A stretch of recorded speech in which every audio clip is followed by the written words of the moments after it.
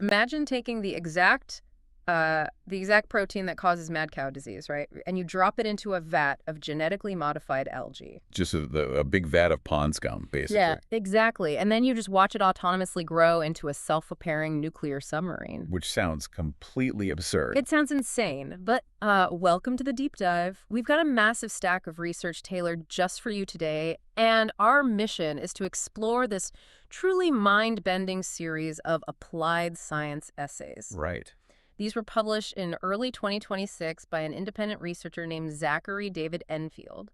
And, what he is proposing is nothing short of a radical paradigm shift in how we actually interact with the physical world. It's a total rewrite of the rules. It really is. He's arguing that we need to transition away from treating biology as what he calls fixed meat. Fixed meat, yeah. And start treating it as programmable software. And the tools he wants to use to do this: viruses, prions, and light. Okay, let's unpack this, because the sheer volume of the source material is, honestly, it's staggering. It is massive. And immediately, it sounds like the ingredients for a science fiction horror movie, right? Viruses and prions. Totally. But as we'll see, the science is incredibly grounded. It's rigorously documented. You might be listening to this to catch up on the latest bioengineering, but what you're actually about to hear is the blueprint for a completely new type of civilization. Oh, absolutely. We are talking about the shift from natural evolution, which is, blind, it's random, it's painstakingly slow to programmable evolution, which is intentional, directed, and engineered. I promise you, by the end of this deep dive, you are going to understand how the exact same mechanism that causes neurodegenerative disease could literally be used to build self-repairing spaceships. And print perfectly textured food with lasers. Yes, and create supercomputers that are actually powered by the ambient heat of their own operation. Actually, wild. But to get there, we have to start at the foundation of Enfield's thesis. Right, which requires us to completely unlearn how we view illness. Yeah, he says our entire language around disease is fundamentally wrong. Yes. Because, for centuries, our language of disease has been the language of war. Like an invading army. Exactly. An infection that attacks the body. Cancer that invades healthy tissue. Our response has always been entirely militaristic. Carpet bombing the body with chemotherapy. Right. Just hoping the cancer dies before the patient does. But Enfield reframes this entirely. He argues that disease is not an enemy force. It is a failure of information. It's a glitch. Yes, it is corrupted code running in the living cell. So if you reframe illness as a software glitch, your entire approach to medicine just flips. You don't draw bombs on the tissue. You debug the code. Precisely. And the moment you adopt that framework, you have to reevaluate the supposed enemies in this war. And chief among them, of course, are viruses. Right. Because human history has basically conditioned us to view viruses as microscopic villains. We see them as purely destructive agents. But Enfield points out that a virus, when you strip away its pathological payload, it's not inherently an enemy. It is a molecular courier. So a virus is basically a FedEx truck. Exactly. The danger was never the truck itself. It was the explosive payload inside. So if we swap the explosive for, like, a care package, the truck becomes a lifesaver. That is the traditional way to look at it, yeah. But to truly grasp Enfield's premise, we have to elevate that analogy. A virus isn't just a delivery truck driving down a highway. It is a highly autonomous, nanoscale lunar lander. Ooh, a lunar lander. I like that. It's accurate because it has had 3 billion years of evolutionary optimization to get incredibly good at one specific hyper-complex task. It possesses chemical landing gear that binds to specific receptor craters on the surface of a cell. Oh. It has a microscopic drill mechanism to literally breach the cell membrane. It knows exactly how to evade the intracellular immune sensors, navigate the chaotic cytoplasm, dock precisely the nuclear pore complex, and then pneumatically inject a payload of genetic instructions directly into the nucleus. Where the cell's operating system lives. Exactly. Okay, yeah, the lunar lander analogy is way better. It really highlights the mechanics of it. Because, human engineers are only just beginning to figure out how to build nanoscale delivery vehicles from scratch. And our synthetic versions are pretty clunky compared to what nature does. Right. So what's fascinating here is that we are inheriting nature's delivery mechanisms entirely for free. We don't have to invent the lunar lander. No, we just have to reprogram its navigation system and change its cargo. When researchers use adeno-associated viruses, AAVs, They literally hollow out the viral replication They instructions. scoop out the bad stuff. Right. They remove the code that tells the virus to make more of itself, and they replace it with therapeutic corrective genes. And this isn't just theoretical modeling anymore. Enfield points out that this is already happening in the clinic, like successfully. He heavily cites the approval of Casgevy in late 2023. A landmark treatment. Huge.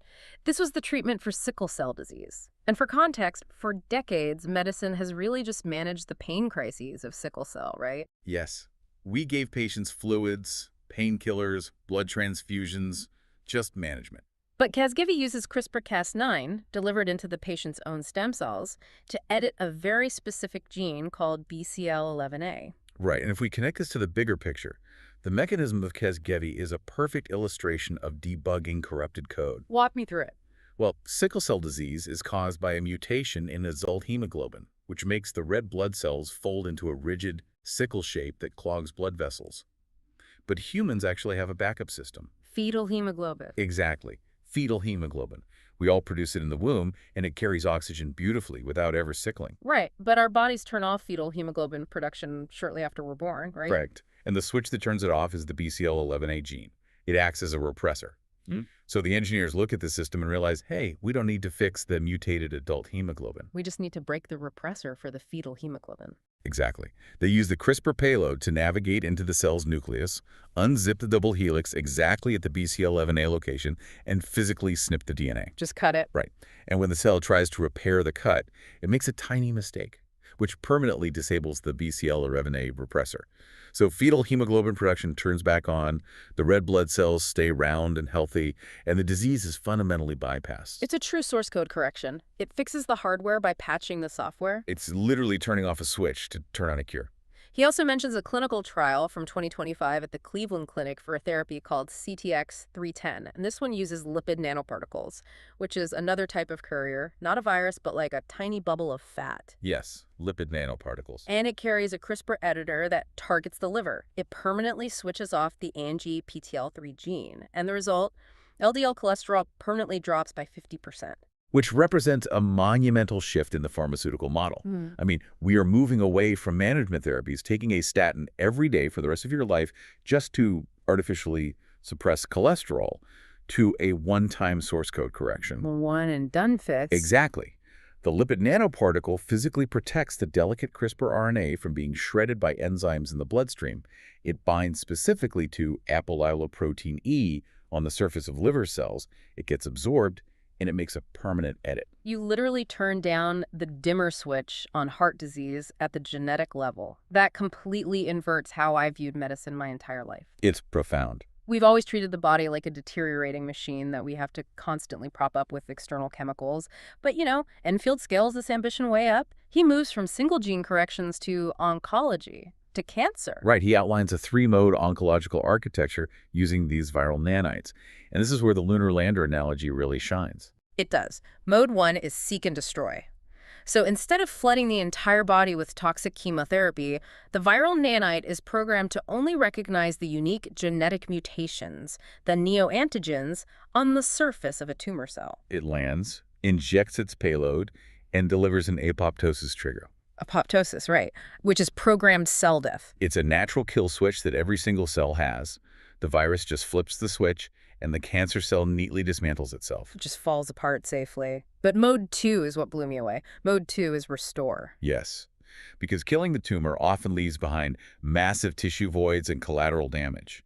So alongside the seek and destroy nanites, you deploy restore nanites. And what do? They target the surrounding healthy tissue and activate paracrine signaling. This essentially instructs the healthy cells to secrete growth factors and regenerate the tissue that the tumor just destroyed. That is amazing. And then mode 3 is self-destruct. The viral courier itself has a methylation timer. So after a set number of cell cycles, the therapeutic genes dissolve. So the viral vector doesn't just linger in the body forever, mutating or causing immune cascades.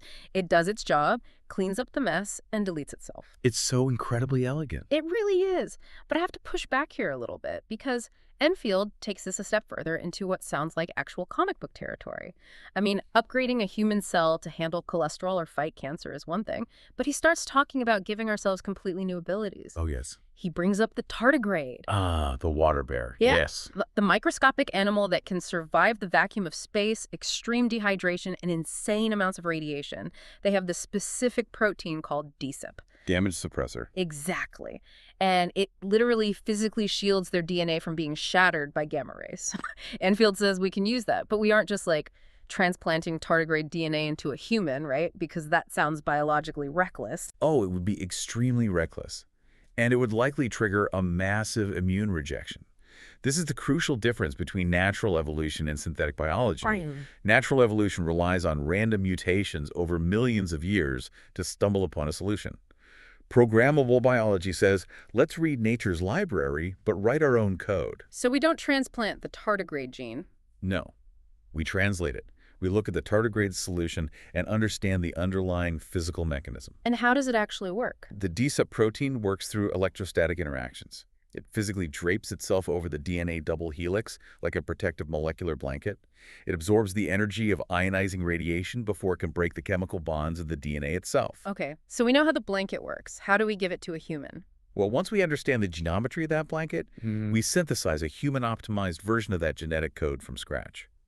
MIT actually demonstrated this in a 2025 proof of concept. Really? Yes. They delivered synthetic mRNA encoding a humanized DSIP protein into cultured human cells via lipid nanoparticles. And what happened? The human cells read the mRNA, manufactured the protective blanket, and draped it over their own DNA. It gave the human cells temporary extreme radiation resistance, protecting them from lethal doses of X-rays. And then the mRNA safely degraded within a few days. Which is incredible when you think about the practical applications. You could temporarily shield a cancer patient's healthy tissue right before they undergo aggressive radiation therapy. The tumor gets destroyed, but the healthy organs are basically wearing a molecular lead vest. Exactly. But let's take this to its absolute limit. Upgrading a cell to handle radiation is fundamentally just protecting what's already there. What about complex tissue generation? Can we FedEx a care package that regrows an entirely severed limb? This raises a very important question, and it is really the ultimate test of the programmable software theory. To answer it, Enfield looks at the axolotl, a type of salamander. Right, the ones that can regrow everything. Everything. Axolotls can regenerate entire limbs, parts of their heart, and even portions of their brain. When they lose a leg, they don't form a scar like we do. They form a mass of dedifferentiated progenitor cells at the stump. That's called a blastema, right? Yes, a blastema. It's like the cells at the stump revert back to being embryonic stem cells, and then they regrow the bone, the muscle, the nerves, the skin. I read a 2025 Harvard study that actually traced the initiation of this to an adrenaline-mediated systemic priming from the nervous system. Exactly. The nervous system acts as the conductor, telling the blastema cells what to become. Now, the traditional pessimistic view in biology is that humans simply lack this machinery. We are not salamanders. We evolved to prioritize rapid scarring to prevent infection and blood loss, right? Sacrificing the ability to regenerate. That's the old view. But Enfield cites research out of LSU from 2024 funded by the National Science Foundation that suggests something completely different. And this changes everything. You argues that humans likely still possess the genetic toolkit for limb regeneration. Wait, really? We have the toolkit. The code isn't gone. It is dormant. That is the pivotal insight. I mean, the blueprint for building a human limb is obviously in our DNA. That's how we grew arms and legs in the womb in the first place. Correct. The LSU research suggests that the regulatory elements that trigger that blastema formation are epigenetically silenced in adult humans. They're heavily methylated. Essentially locked away in the cellular vault. Right. So to regrow a limb, the viral manite doesn't need to deliver foreign salamander genes. It just needs to deliver specific transcription factors, the molecular keys basically, to unlock our own dormant blastema blueprint. We have the software. We just need a courier to hit enter. Precisely. It's like finding out a computer you've owned for 20 years has a hidden operating system that can just repair the motherboard. It's wild. But if we can rewrite DNA, if we can edit the software to this degree, what happens when we start manipulating the actual physical hardware, the proteins themselves? This is where Enfield transitions his entire argument. Yeah. He says if we can master the information layer, we can master the structural layer. And this brings us to a concept that honestly completely rewired my brain, the prion paradox. Prions represent perhaps the most misunderstood and maligned architecture in all of biology. Oh, 100%. When anyone hears the word prion, the immediate visceral association is neurodegenerative pathology. Mad cow disease, Creutzfeldt-Jakob disease, unstoppable, fatal brain deterioration. Right. Because a prion is basically a protein that folds into the wrong shape, right? And when it bumps into a normal protein, it forces that normal protein to copy the wrong shape. It's like a molecular domino effect of destruction. Pathologically, yes, that is exactly what happens in mammalian brains. But Enfield urges us to strip away the disease aspect and look at the underlying structural reality of what is actually happening.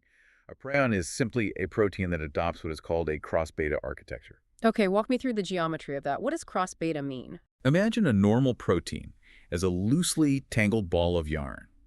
It's functional, but it's somewhat fragile. When that protein converts into a prion state, it unravels and then perfectly stacks itself into a densely packed, repeating sheet of amino acids. Like folding a piece of paper. Sort of, yes. These sheets then stack on top of each other, forming a fibril, a continuous fiber. The beta strands run perpendicular to the axis of the fiber, creating an incredibly dense network of hydrogen bonds. And the mechanical consequences of this specific geometry are just extraordinary. Enfield argues that the cross-beta scaffold is the most information-dense, mechanically robust, and tunable nanostructure known to materials science. The numbers are staggering. Let's look at the actual physics numbers because they are wild. We're talking about amyloid fibers with a toughness of 160 megajoules per cubic meter. To put that in perspective, that vastly exceeds the toughness of spider silk. Which is always cited as nature's miracle material. Right. And it achieves this toughness at roughly 1/8 the density of structural steel. It is incredibly lightweight, but possesses immense tensile strength because of that dense hydrogen bond network. And it isn't just strong, it is virtually indestructible.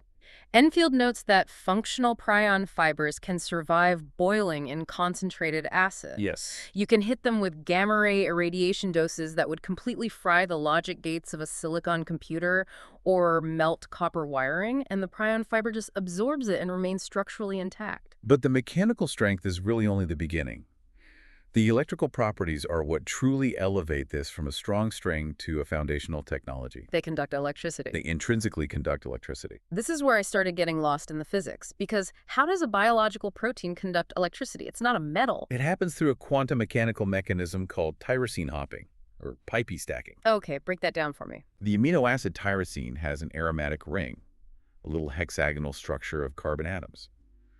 When the protein folds into that dense cross-beta fibril, all of those aromatic rings stack up perfectly inside the core of the fiber, like a microscopic roll of coins. Oh, I The see. electron clouds of those rings overlap, creating a continuous delocalized pathway. Electrons can literally tunnel down the core of the protein fiber over micrometer distances. So it's literally an organic nanowire. Exactly. And furthermore, they can also act as proton wires. Because of the specific way water molecules get trapped within the exterior hydrogen bond network, protons can shuttle rapidly along the surface of the fiber. Making them incredible candidates for proton exchange membranes and ultra-efficient fuel cells. Yeah. And then there's the piezoelectricity, which feels like literal magic to me. If you squeeze these fibers or put them under mechanical stress, they generate electricity. Yes, the Doli study. I was reading that 2024 study by Doli and colleagues that Enfield cited. They showed that just exposing a liquid suspension of these fibers to ultrasound waves, just the acoustic pressure, could generate up to 1 volt of open-circuit electricity. The mechanism there is fascinating. Because the protein structure is highly ordered, it has a built-in dipole moment, a separation of positive and negative electrical charges. Okay. When you apply mechanical stress, like acoustic pressure, you physically deform the crystal lattice of the cross-beta structure. This deformation displaces the charge center, instantly generating a voltage across the material. You are converting mechanical kinetic energy directly into electrical energy at the molecular level. Exactly. And we aren't just stuck with whatever properties nature evolved either. Enfield introduces the concept of HBD, or hydrogen bond density. He calls this the master engineering dial. Yes. Because we are treating this as programmable software, we can use CRISPR to change the underlying amino acid sequence of the protein before it even folds. So we can tune it. Right. If we substitute amino acids, To pack the hydrogen bonds tighter together, we increase the HBD. The fiber becomes incredibly stiff, rigid, and permanent, acting like molecular structural steel. And if we loosen it? If we substitute different amino acids to loosen the bonds, decreasing the HBD, the fiber becomes more dynamic, fragile, and easy to fragment. This means it replicates faster, but is softer, perhaps useful for a flexible medical gel rather than a structural beam. Wait, I have to stop you because if I'm tracking this correctly, the implications are just absurd. You're telling me we have a material that is measurably tougher than spider silk, conducts electricity natively through quantum tunneling, generates its own power when you squeeze it, and survives gamma radiation. That is correct. If this is real, the manufacturing process must be incredibly complex. How do we make it? That is the most disruptive part of the entire essay. To manufacture silicon wafers or carbon nanotubes, you need multi-billion-dollar fabrication plants, extreme heat, toxic chemicals, and massive energy inputs. Enfield points out that to manufacture these prion fibers, the infrastructure cost approaches zero. How is that possible? You use cyanobacteria, genetically modified algae. Algae? Yes. You engineer the algae to naturally secrete the specific prion protein monomer. You put a tiny seed of the cross-beta fiber into a bioreactor vat filled with this protein-rich soup. You agitate it, and it self-replicates exponentially. It just grows itself. The seed fiber acts as a template, Yeah. grabbing the free-floating proteins and forcing them to lock into the cross-beta shape. It just grows itself in the soup at room temperature. The only energy inputs required are sunlight and atmospheric CO2 to keep the algae alive. Okay, if we can grow self-assembling electricity-generating supercables in a vat of pond scum for pennies, why are we building skyscrapers out of this right now? Why isn't every power line in the world made of this? Because there is a massive fundamental limitation that Enfield acknowledges. If you just drop a prion seed into a bioreactor vat, yes, it self-replicates exponentially, but it grows in a chaotic, random, tangled clump. Like a hairball. It's a mess of fibers. It looks like microscopic felt. To build something useful, a skyscraper beam, a computer circuit board, a targeted medical device, we need spatial control. We need to be able to tell the proteins exactly where to grow, what direction to take, and when to stop. And that leads directly to his solution, which combines all of this into what he calls optogenetic lithography, sculpting biology with light. This is where I need you to break down the mechanics, because he merges three entirely different fields of science here. He does. He synthesizes prion self-assembly, which we just discussed, with optogenetics and photolithography. Let's define the latter too. Please. Optogenetics is a field that originally started in neuroscience. Researchers discovered certain proteins in algae, like channel rhodopsins, that literally change their physical shape when struck by a specific wavelength of light. So a photon hits the protein. It causes an isomerization, a chemical shift, and the protein physically opens or closes. And photolithography is what the semiconductor industry uses. They project a pattern of light onto a silicon wafer coated in photosensitive chemicals to carve out microscopic circuits. Exactly. So Enfield's proposition is to fuse these together. You take your programmable prion-forming protein, but using CRISPR, you attach a light-responsive domain to it. He specifically mentions domains known as Cry2 or LOV2. So how do they interact, the prion and the light domain? As long as this engineered protein is sitting in the dark, the light-responsive domain acts like a padlock. It folds over the prion sequence and holds it tightly so it cannot interact with other proteins. It's physically blocked from self-assembling. Right. So in bioreactor vat, you just have a harmless, perfectly liquid soup of proteins. But the moment you shine a specific wavelength of laser light onto it? The photon hits the LOV2 domain. The energy causes the domain to spring open. The padlock unlocks. The prion sequence is suddenly exposed. And because it inherently wants to find its lowest energy state, it instantly snaps into its cross-beta shape, binding to its neighbor and solidifying into a fiber. But critically, it only solidifies exactly where the light hits it. So the protein, a millimeter away, still in the dark, remains liquid. Exactly. Okay, here's where it gets really interesting. It's like having invisible 3D printer ink that only turns solid when an invisible laser hits it in midair. That's a perfect way to visualize it. You don't need a physical nozzle extruding plastic layer by layer. You just project a complex holographic 3D light pattern deep into the vat of liquid protein. You use multi-photon absorption so the light only activates exactly at the focal point. And the solid object just materializes in the liquid, molecule by molecule, floating in the center of the vat. The precision is just astonishing. Enfield highlights the Phobite system developed at Texas A&M and published in 2025. It's a highly modular, light-controlled switch that can be inserted into almost any protein structure. With this, we completely move away from a mold or extrusion paradigm of manufacturing to a pure light paradigm. Imagine using a highly focused laser to write a conductive nanocircuit directly into a fluid, drawing the wires in 3 dimensions. Or, to bring it back to medicine, he talks about using a fiber optic cable to shine a patterned laser directly into a patient's tumor. The blood is naturally carrying these engineered proteins, the laser hits the tumor, and you instantly write a solid, therapeutic, drug-releasing protein scaffold right inside the living tissue. Perfectly mapped to the geometry of the cancer. The applications are virtually limitless because you are controlling matter with photons at room temperature. And it isn't just medicine or electronics. Enfield brings up the food technology angle, which sounds bizarre at first, but makes perfect sense when you understand the mechanics. Yeah. He details protein lattice printing. Yes, the lab-grown meat industry. Right. We've all seen the struggles of that industry, right? They can grow muscle cells, but it usually ends up like a disorganized mush because they can't replicate the complex structural texture of a real steak. Because a real steak isn't just a pile of cells. It is a highly organized extracellular matrix.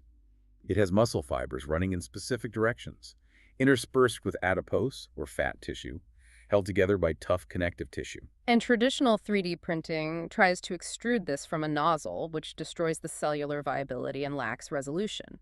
But with optogenetic lithography, you don't extrude anything.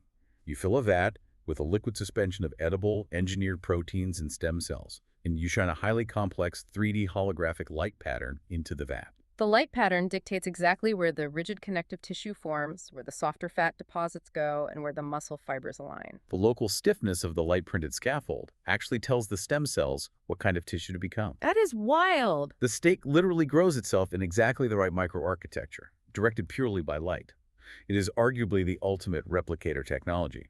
The geometry and texture of the food are written by the light. But, and this is the massive leap Enfield makes, if we can use light to print highly specific, conductive, self-assembling nanowires that conduct electricity and generate their own power, Well, we shouldn't just be printing steaks or tumor scaffolds. You've basically just described the ultimate printed circuit board. We should be building computers out of this. which brings us to the core of Enfield's thesis on information processing, the ultimate molecular computer. And this is where the integration of these technologies reaches a completely new plateau. We are talking about a unified computational architecture that operates entirely at the molecular level, bridging organic biology and advanced computation. Let's break down the hardware of this biological computer because it's fundamentally different from a MacBook. Enfield says the hard drive, the permanent memory, is DNA. Now, classical computers use binary logic. Everything is a 0 or a 1, represented by a transistor being off or on. Right. But DNA operates in quaternary storage. It has 4 chemical states: adenine, cytosine, thymine, and guanine, ACTG. Which immediately changes the math of data density. Because each position can hold 4 states instead of 2, the information density increases exponentially. DNA is the most information-dense storage medium in the known universe. We are talking about the potential to store exabytes of data in a droplet of liquid the size of pencil eraser. Yes, but DNA alone can't process information quickly. It's just an incredibly dense hard drive. It needs wiring to connect the data nodes and process logic.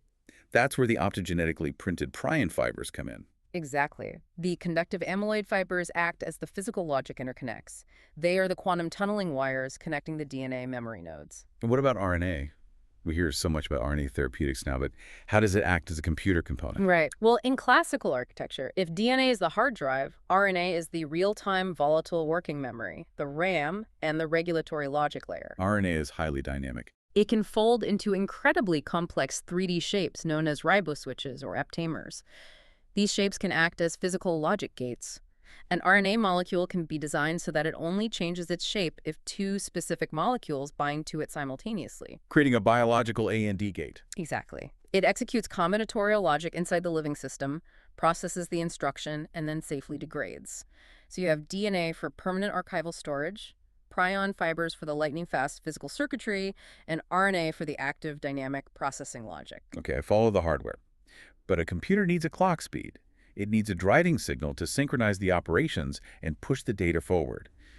Enfield says this biological computer uses terahertz radiation terahertz waves. These are extremely high-frequency electromagnetic pulses. He says they hit the DNA and cause the hydrogen bonds holding the double helix together to momentarily unzip and zip back together at picosecond speeds.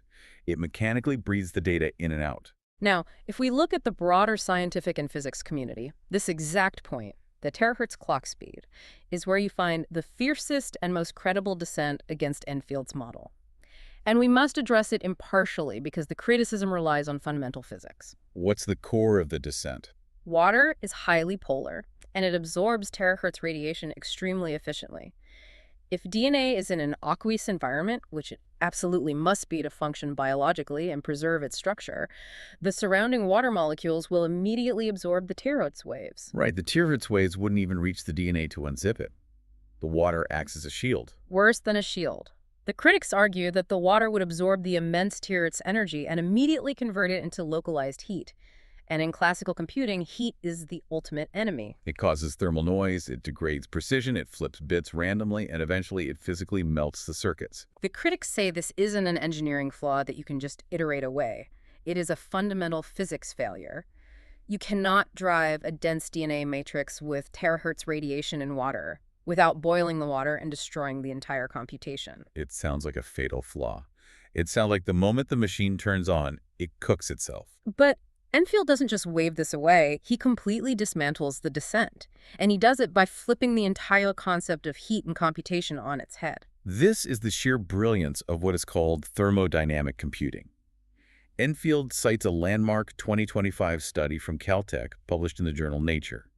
The Caltech team demonstrated that complex, enzyme-free DNA neural networks could perform highly advanced computations, like recognizing handwritten numbers. And their energy source wasn't ATP, and it wasn't traditional electricity. Their energy source was heat cycling. Wait, I was reading that Caltech study you mentioned, and what struck me wasn't just the heat harvesting, but the error correction reality of it.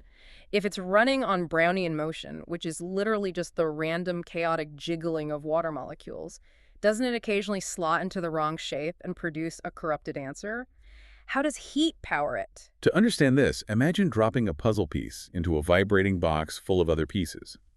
In a classical computer, you build a rigid mechanical arm to force the piece exactly into the right slot, and you spend massive amounts of energy trying to stop the box from vibrating. You fight the thermal noise. But a thermodynamic computer uses a different architecture. It doesn't fight the random thermal motion, the Brownian motion of the water molecules. It harnesses it.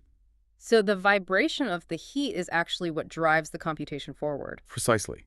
The biological computer is physically designed so that the correct mathematical answer represents the lowest physical energy state, the deepest valley in the energy landscape. Okay, I think I see where this is going. The random heat fluctuations naturally jiggle the molecular system. It shakes the puzzle piece around. And because the system inherently wants to settle into its lowest energy state, the heat physically shakes the molecules until they naturally slot into the correct conformation. The heat doesn't destroy the computation. It is the chaotic engine that drives the system toward the inevitable correct answer. Exactly. That is profound. It's like a windmill that operates better the closer it gets to a hurricane. The critics said the terahertz radiation would generate too much heat. Enfield says, good, we need that heat to shake the molecules into the correct logic gates. And because of this mechanism, the system operates near what physicists call the Landauer limit. In 1961, Rolf Landauer proved a fundamental principle of thermodynamics. Erasing a bit of information always dissipates a minimum, unavoidable amount of heat. Modern silicon chips erase billions of bits a second, generating massive, debilitating heat, which is why hyperscale data centers require millions of gallons of water and massive cooling towers just to survive. But the biological computer doesn't erase data in the same way. It doesn't. No. The prion fibers in the DNA don't constantly erase and rewrite magnetic states. They merely change their physical shape, their conformation, to pass the signal along. Because it propagates information through physical geometry rather than violent erasure, the system approaches the absolute thermodynamic floor of efficiency. It essentially computes for free, feeding off the ambient thermal energy generated by its own operation. That completely upends the energy paradigm of computation. We have a computing substrate that operates at maximum thermodynamic efficiency. We have a structural material, the prion fibers, that self-assembles for pennies in a vat of algae, conducts electricity, and is stronger than steel. But if we want to scale this up to civilizational levels, If we want to build macro-scale machines and infrastructure, we need massive, sustained power generation. A thermodynamic computer runs on ambient heat, but a deep-sea submarine needs real propulsion. And this brings us to the climax of Enfield's practical engineering proposals, what he calls the prion nuclear convergence. How do we extract massive macro-scale amounts of power using this biological architecture? Okay, Enfield introduces something called the coalescent transducer principle. This comes from a 2024 Nature paper by researchers at Suzhou University. To understand why this is a breakthrough, let's explain what a normal nuclear battery is first. It's called a beta-voltaic cell. It's what powers deep space probes and some pacemakers. Right. You have a highly radioactive source like a lump of nickel-63 or tritium sitting right next to a semiconductor panel. The radioactive decay shoots out high-energy electrons beta particles. They hit the semiconductor, knock other electrons loose, and create an electrical current. It works, but there is a fundamental crippling inefficiency in that traditional design. The radioactive source and the semiconductor are two completely separate physical materials. Yes. As the beta particles travel across the microscopic gap between the radioactive source and the semiconductor, they scatter. They bump into other atoms. They lose massive amounts of kinetic energy before they ever hit the transducing layer. This is called self-absorption. Because of this gap, the maximum efficiency of these nuclear batteries has always been mired in the single digits. Most of the nuclear energy is completely wasted. So what did Suzhou University do to solve it? They solved it by completely eliminating the physical gap. They engineered a molecular structure where the radioactive isotope is chemically bonded directly inside the energy-transducing material at the atomic level. The decay event happens inside the semiconductor lattice. There is zero gap, zero transit time, zero self-absorption. Every ounce of kinetic energy from the decay is immediately captured by the surrounding matrix. This architectural shift yielded an 8,000-fold efficiency enhancement in energy capture.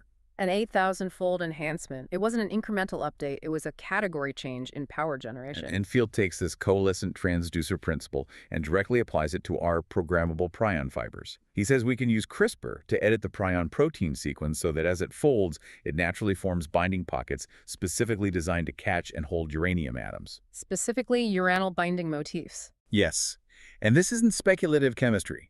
There is extensive peer-reviewed literature on engineered proteins designed to extract trace uranium from seawater with femtomolar precision. Their coordination chemistry is perfectly understood. Enfield's proposal is to take those exact uranium binding sequences and embed them into the self-assembling amyloid scaffold. Wait, I need to jump in and clarify something incredibly important for you listening, because frankly, this sounds terrifying.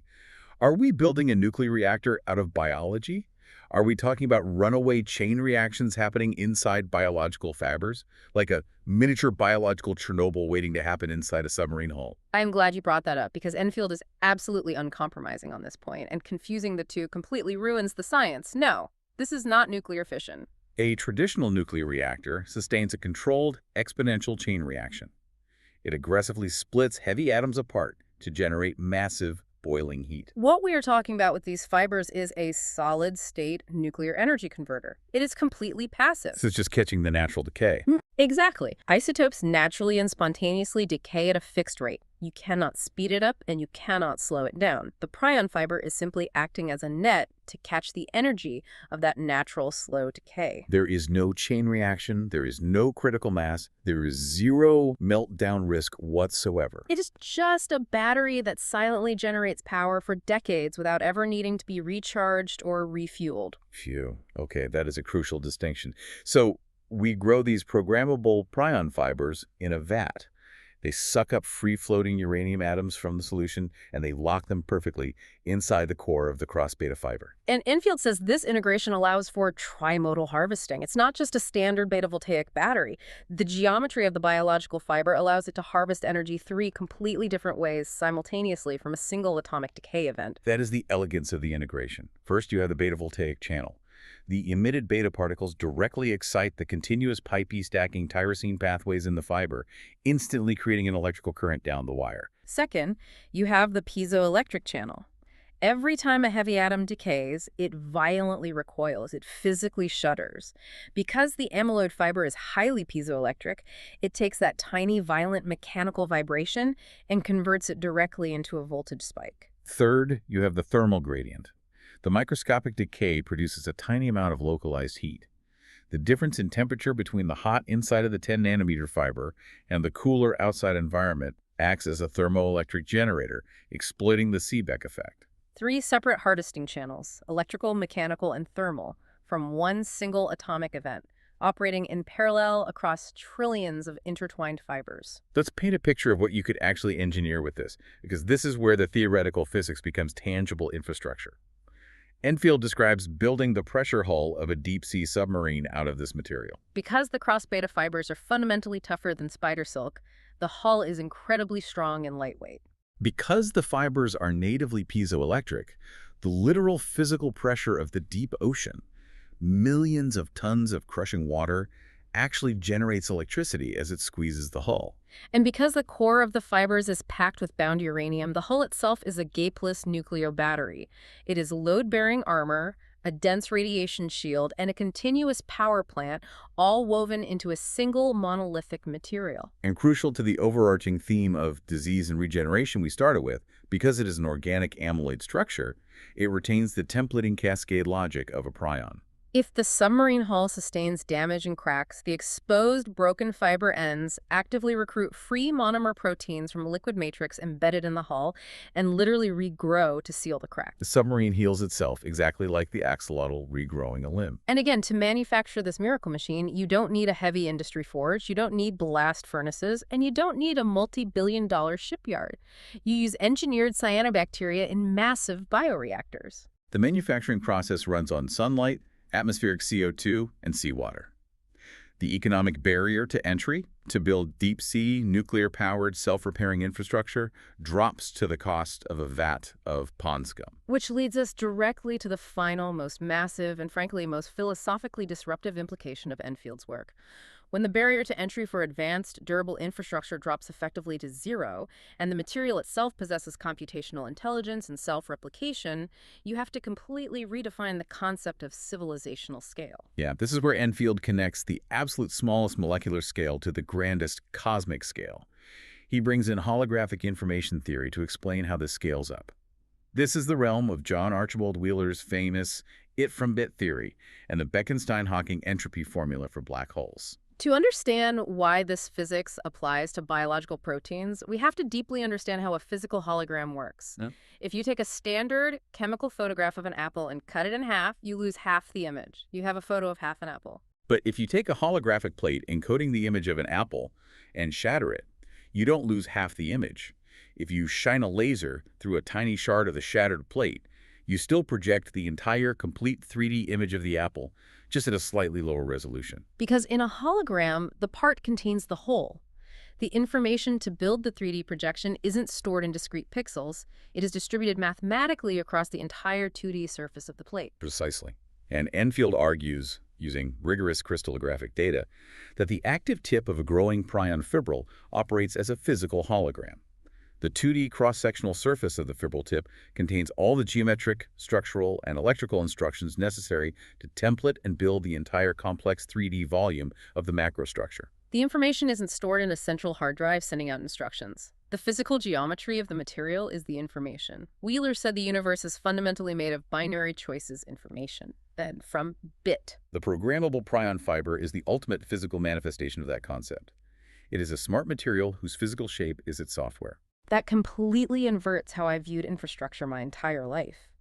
We've always treated building materials as dead, inert things, steel girders, concrete blocks that we have to violently force into shape using external energy. You're saying this material actually wants to be a skyscraper or a submarine or a computer because the instructions are holographically encoded into the tip of every single fiber. Yes.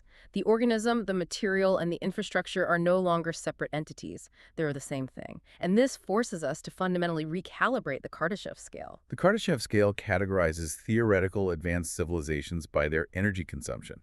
Type I controls all the energy of a planet, Type 2 controls the total output of a star, and Type 3 controls the energy of an entire galaxy. But Enfield argues this scale possesses a hidden, heavily anthropocentric, and ultimately flawed assumption. It assumes that a civilization and its infrastructure are two separate things. It assumes that to control a galaxy, you have to build massive, planet-sized metallic factories to construct massive metallic spaceships, requiring unimaginable amounts of physical energy to extract and forge the ore. Right. We assumed we had to build the heavy infrastructure to house the civilization. Exactly. But Enfield argues a Type 3 galactic civilization isn't defined by its aggregate energy consumption. It is defined by the sophistication of the node. If your technology requires a multi-billion-dollar hyper-clean silicon fab plant just to build a microprocessor, you are inherently planet-bound. You cannot easily pack that massive industrial supply chain up and send it to Alpha Centauri. But if your entire technological stack, your structural armor, your thermodynamic quantum computers, your coalescent nuclear power plants, your regenerative medical suites, if all of that is mathematically encoded in the DNA of a microscopic biological seed package, Then you don't need a spaceship at all. You just put that tiny, dormant biological seed package on a comet or an asteroid.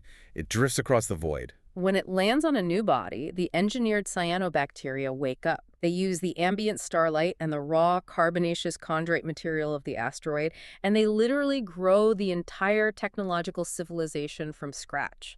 You are inherently galactic because your infrastructure grows like a weed. Enfield illustrates the ultimate endpoint of this with the piezoelectric Dyson swarm. A Dyson sphere is the classic megastructure that completely encloses a star to capture 100% of its energy. The fatal engineering problem has always been that there simply isn't enough raw steel or silicate matter in a typical solar system to build a rigid sphere. The planetary mass isn't there. It's a physical impossibility. But you don't build it from steel. You don't mine planets. You seed the asteroid belt with our optogenetic, nuclear-binding, piezoelectric prion organism. Yes, you let biology do what it does best, self-replicate exponentially. The organisms consume the carbon-rich asteroids, duplicating their structural mass every few days. They grow into massive, biological, self-repairing solar panels that dynamically swarm and surround the star.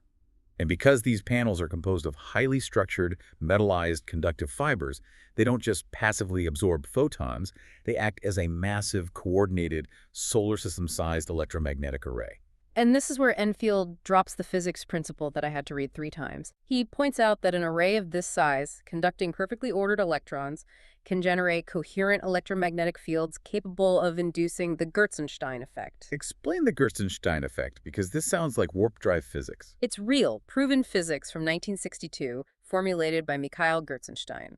The mathematics dictate that in the presence of a tremendously strong static magnetic field, electromagnetic waves can couple directly to the metric of space-time. They literally convert from electromagnetic waves into gravitational waves. And why do gravity waves matter for a Dyson swarm? Because the universe is filled with dust, gas, and plasma that blocks, scatters, or delays electromagnetic communication, like radio waves or lasers.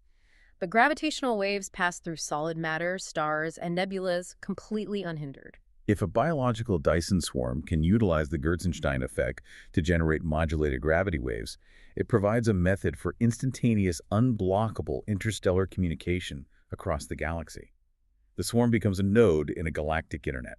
It's breathtaking. He even notes that the swarm's magnetic fields could act as a stellar tokamak, essentially applying focused acoustic and magnetic pressure back onto the star itself to artificially manage the fusion rate, extending the star's natural lifespan by billions of years. Which is the ultimate hallmark of a Type 2 or Type 3 civilization, engineering the lifespan of stars to ensure long-term survival. So, what does this all mean? We need to take a breath and guide you back down to Earth here. Because as beautiful as this theoretical architecture is, we absolutely cannot ignore the sheer danger of what we are discussing. We are talking about sending self-replicating biological seed packages across the galaxy that are designed to aggressively consume entire asteroid belts and manipulate the fusion core of stars. If that code mutates, or if the targeting parameters are off by a fraction of a degree, the ethical safeguards have to be completely bulletproof. Absolutely, and Enfield addresses this head-on. He is starkly clear that galactic seeding requires an unprecedented moral and genetic architecture. You cannot launch a biological payload capable of consuming a solar system without absolute fail-safe kill switches. And these cannot be regulatory afterthoughts or software patches. They must be foundational physical design principles woven into the deep physics of the organism. like making the organism chemically dependent on a synthetic amino acid that doesn't exist in nature. So if it stops receiving the supply, the cross-beta architecture physically unravels. Without that, you aren't building a majestic, star-spanning civilization. You're just unleashing an unstoppable, galaxy-eating plague. Precisely. The power to create is inexorably linked to the power to destroy. Wow. Let's summarize the immense mind-bending arc we've just traversed today. We started by looking at how viruses, the nanoscale lunar landers of nature, are being hacked right now, today, in modern clinics to cure sickle cell disease with Casgevy by debugging the genetic software. We moved into the prion paradox, taking the exact proteins that cause neurodegeneration and realizing that through hydrogen bond density manipulation, they are actually indestructible quantum tunneling nanowires. We explored how to use optogenetic lithography sculpting with light to 3D print living meat and targeted tumor scaffolds without a physical mold. We built thermodynamic molecular computers that don't fry under heat, but actually use the chaotic vibration of Brownian motion to organically solve complex equations. We embedded uranium directly into those fibers to create gapeless coalescent nuclear batteries that turn ocean pressure into electricity. And we ended up realizing that this biology treating life as programmable software allows us to design self-replicating Dyson swarms that turn the organism itself into the sprawling infrastructure of a galactic civilization. It is a profound, dizzying shift in perspective that touches every discipline of human science. And I think there's a parting insight here for you to mull over as you process all of this. Throughout all of human history, the code of life has been something that happened to us. It was a dictation we received from natural selection. Right. But the code of life is not sacred simply because it is immutable or ancient. It is sacred because it is ours. For billions of years, we have endured what biology does to us, the diseases, the limitations, the frailties. But now, we hold the quill. We're beginning to write the software. The question for you to ponder isn't whether we will write our own future. That is already happening. The question is what kind of species we choose to be in the exact moment the ink hits the page. That is an incredibly powerful thought to end on. We want to thank you so much for joining us on this deep dive. Keep questioning the world around you. Keep looking for the mechanical truths hidden beneath the surface. And remember, sometimes the murky, chaotic waters of a corrupted system are exactly where you need to look to find the blueprint for the future.